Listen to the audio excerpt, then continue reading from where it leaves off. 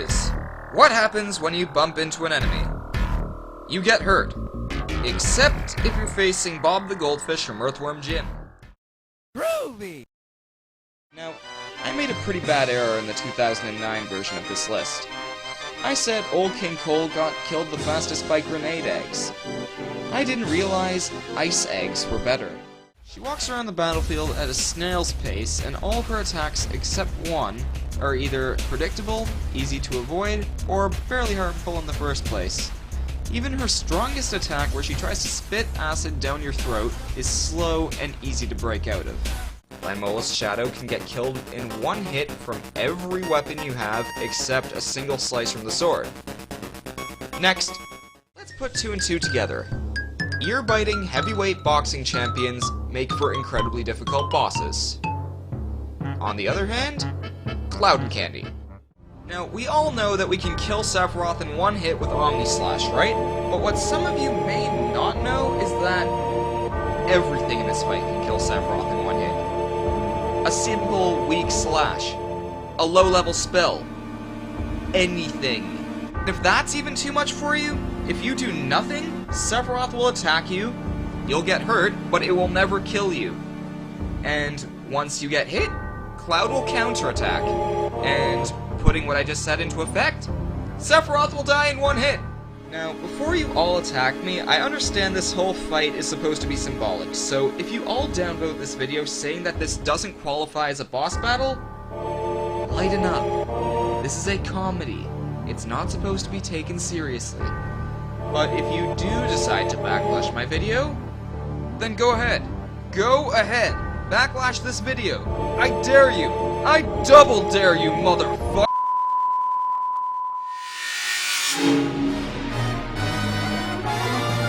No doubt about it, video games are packed with trends that repeat themselves time and time again.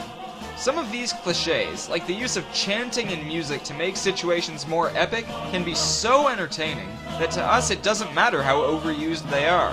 But then there are those cliches that you just shake your head at whenever you see them. Likely the most infamous example is Necron from Final Fantasy IX, a boss who appears at the last minute, has an ambiguous backstory, and is wholly unoriginal. I mean, wow! Not only does this guy have glaring similarities to X-Death, but he also directly rips off dialogue from Yoda! Fear leads to anger. Anger leads to hate. Hate leads to suffering. That's just shameful! Nothing about this guy is subtle. All he does is boast, monologue, and laugh. I'm not exaggerating. Before the final battle with him, he literally does all three! I don't think I need to say anymore. This cliche speaks for itself. And then there are just some bosses that, dear God, am I seeing this right? This boss's weak spot couldn't be more obvious even if it were flashing, had arrows pointing to it, and had a neon banner on the weak spot saying, "Hit me!" I'm not a capitalist. So whenever I see someone make an ending to a game that signals an obvious cash-in sequel, I feel a bit of my faith in humanity die inside. Thanks for playing! Get ready to fork over your 20s for Mega Man 5 in a few months! Gah!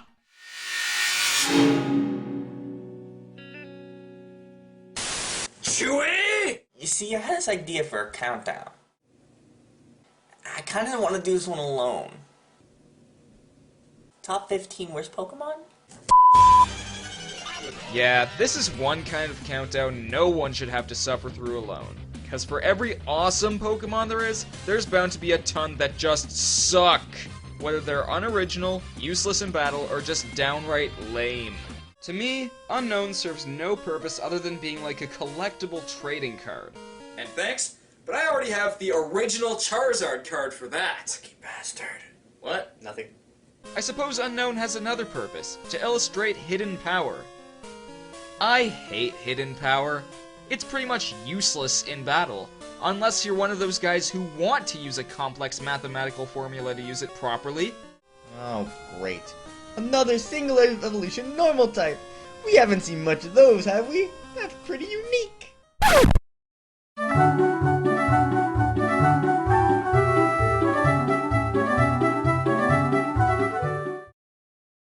Corsola is just a piece of coral with a face.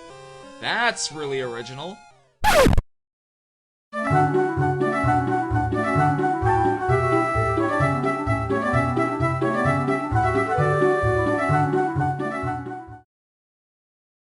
Parasect is a better bug grass, Scizor is a better bug steel, and even though A.K.A is the only other bug ground, its evolutions make up for it. And its male evolution is awful! Mothim is another f***ing moth! And another f***ing bug flying! Both of which have been done to death!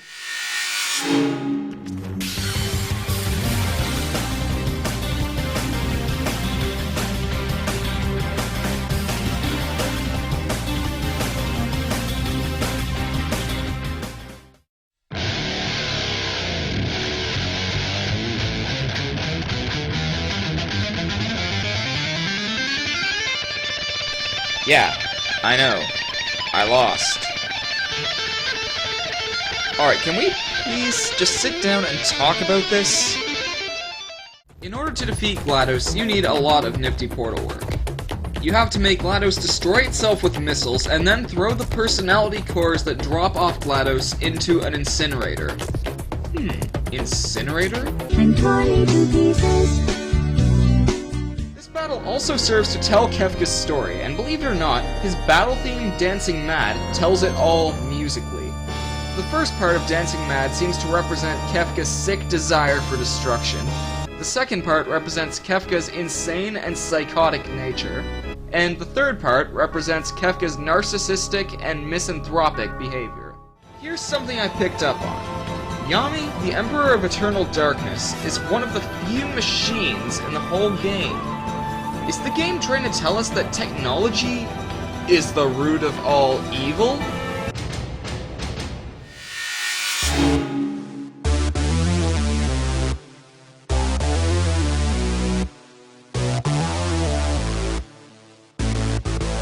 No More Heroes wasn't the only video game that featured bloody combat and unique boss fights. In that category, there's also Mad World. Jude the Dude, known as the brokest back in the West, is a cowboy that skates along rails and dances around you, shouting and whooping in the air as he tries to put his foot in your face. Yeah. To me, the shamans did to werewolves what Twilight did to vampires, and what I mean by that is, this boss is horrible! Jack is such a tank that the tornadoes barely do squat. But in physical combat, Twirling Killer is literally a force of nature. If you don't attack this guy fast, Frank will retreat and regenerate a crap ton of health. It's alive! It's alive! How about it's ass? It's ass! In Mad World's epic final battle, Jack and his chainsaw go toe-to-toe with the Black Baron's insane physical attacks in a sky-high boxing arena. Is this guy really a bear? No, as a matter of fact, he's not even black. Why is that matter? Why do you have to bring race into it? In this video, I present two top 5 lists that, though different, are related. Top 5 games I hate that everyone likes, and top 5 games I like that everyone hates. Ruby, Sapphire, and Emerald were all great. While not doing much to expand on story, the sheer variety in the locations was just so cool. Colosseum and XD weren't that bad in my eyes, with Colosseum especially having a strange kind of charm to it. The jump from Mega Man 1 to 2 was huge, though after 2, the games almost entirely fell under the same formula. 8 robot enemies, go through a castle, defeat Wily or Sigma. To this day, this has only been averted once. The tight controls lead to some really neat scenarios, namely the difficult special courses, and this game's final battle, which follows the Kirby tradition of being genuinely enjoyable, artsy, and rather disturbing. Plus, there's a fast-paced drawing minigame which I fully admit to returning to on multiple occasions due to how challenging and addicting it is.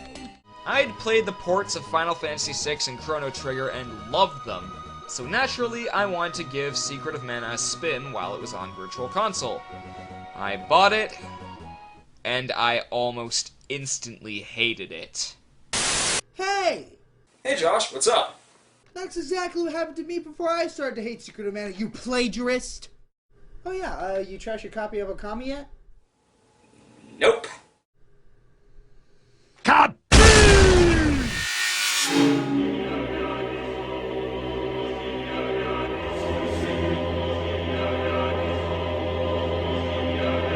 For this year's Halloween special, I've decided to lay off disturbing bosses and music, and take a look at gaming's greatest monsters.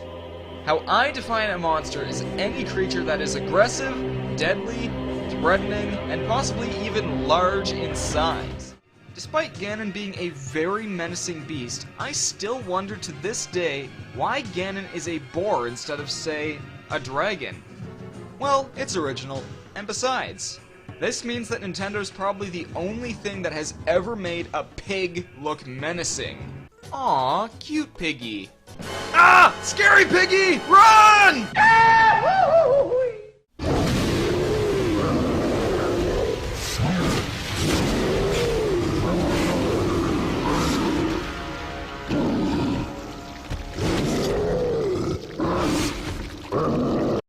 Wow. You can only escape this monster and its insane speed by riding your horse and galloping away from it.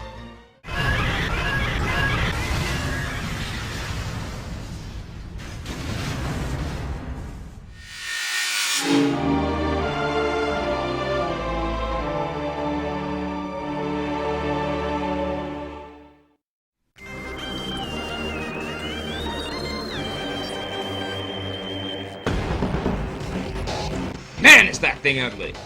This fight delivers in its emotional impacts. You think it's just gonna be like the original Mother Brain fight, but no. Instead, they turned Mother Brain into a freaking dinosaur which begins to utterly destroy you with its lasers of rainbow death. Atmospheric, unique with its gravity manipulation, and undeniably memorable with its imposing shape and disgusting face. All I have to say is, thank God it isn't a recurring villain in the series like Ridley. Otherwise, we might have to fight Nightmare again. Jesus Christ! This battle is presented in a way that feels cinematic, and the fight's difficulty makes perfect sense given the massive size and arsenal of Phantoon. An epic showdown between you and your eternal nemesis, this fight was built up for the entire game, and the payoff was just excellent. This cyborg bastard just blew up the only way for you to save the world, and now Samus Aran is about to strike the hell back. For some reason, I could watch that all day.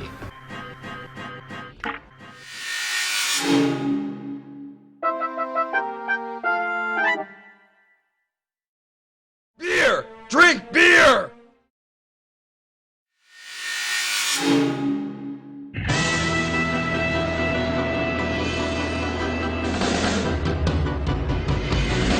I wanna be the very best, like no one ever was. To catch them is my real test, to train them is my cause. I will travel across the land, searching far and wide, each Pokemon to understand.